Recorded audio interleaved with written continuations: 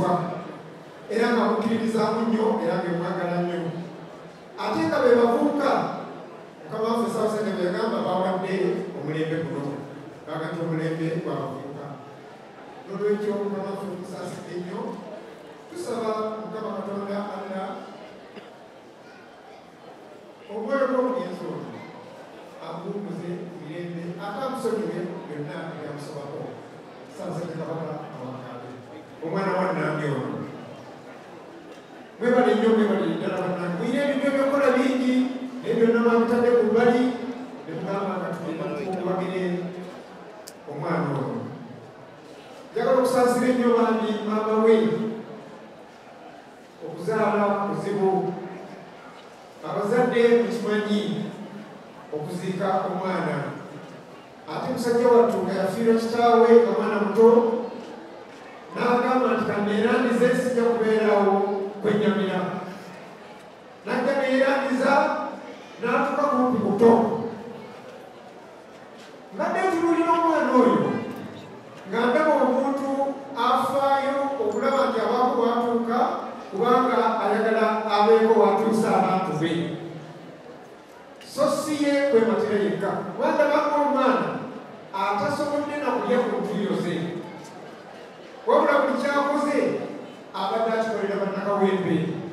era ndoza akawulira afulamu akaaganya n'akalembereza agati abantu bange ab'ekawempe bazadde bange abaana bange abaana bafe ab'ebutale omwana oyo mbadde mufunanga mulabamu essuubi lingi nnyo teyasoma nnyo naye abadde agenda yeerangiza era nze nkakasa tinsinga tebamutemyeko omutwe n'okumuttira ddala yandibadde atuuka ensi eyo yonna gyekoma kubanga abadde mumalirivu bw'olaba engeri gyayitamu nga kyajja atandika ebyokuba amasimu naga nti nze njagala kubeera mumanga wa palamenti olaba nga ekyo kintu kikulu nnyo ne bamukakkanya namuga nti kale beera kansala n'akikkiriza ate era abantu tebamulonda n'akibeera naye ekyega yayagala era yize ekiwali yakituukako ne bambi mu palamenti tiyabandalayo obukulembeze bwa palamenti tabandaddeeko mu bulamu tabandaddeemu naye alina ebigambo byayogera ndoza namwe mwabiwulira naye kambireke yabyogera namwe mubiwulira naye ebigambo bikulu nnyo njagala muwulirize jjukire nnyo ebigambo byonna byabadde ayogera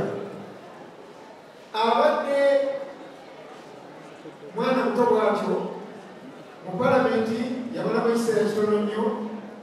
naye yonna netulira ku televisioni zikumbi zonna nga zonna zirimu Ssegirinya ekintu ekyo bannange si kintu kya bulijjo era si bangi nnyo abajja okufuna ekitiibwa ekyengeri eyo naye kuza Katonda yakimuwadde kubanga omwana oze mbadde mutunuulira nga simuwulirako mabala nga bwe ngambi bala simumanyi nnyo kiyitiridde naye mbadde mulondoola kubanga badde neewuunyisa obumalirivu bwe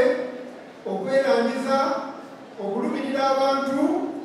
ng'ayagala nnyo abantu buli bwali bonnabonna ensonga yenekwata ku bantu ng'alwana okufiirawo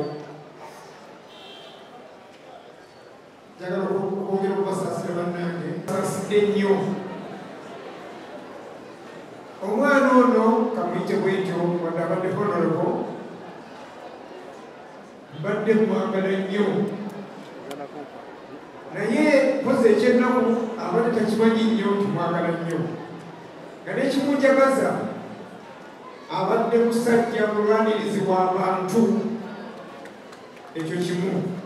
ekyokubiri musajja yeerandiza yekka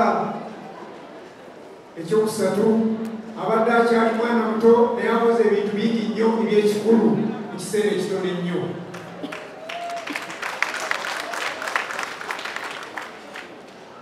ekirala kya nnaku nnyo nti afudde nga tannatuusa kufa olwaawo Allah yasalawo ti omuntu afe oba tafa naye ono ngera bannanga abasoose we boogedde, ngera n'omufuzi w'eggwanga lino bw'atera okwogera, tafudde ng'ateekeddwa okufa. Afudde kubanga awaliriziddwa okufa,